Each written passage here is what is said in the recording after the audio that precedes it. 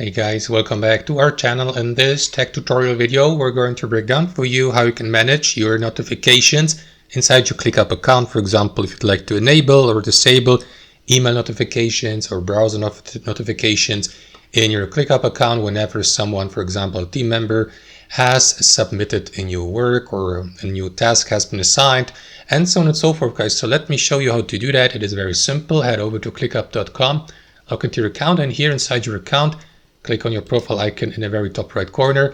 And here, for example, here in the drop down menu, guys, you will have, for instance, the opportunity to mute notifications entirely for a time span of 30 minutes, an hour, 4 hours until tomorrow, or set a custom date and time here. You may also enable disable notifications entirely by clicking on notification settings here in that drop down menu.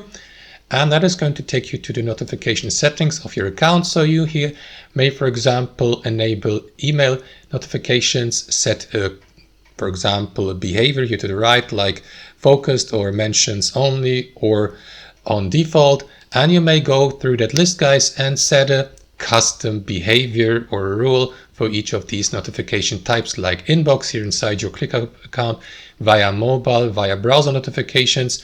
You may enable these, for example, by clicking on that button. And after that, for example, if you're accessing ClickUp via Google Chrome, Chrome will ask you for permission to send you notifications for ClickUp. So click on allow or block if you'd like to block these notifications.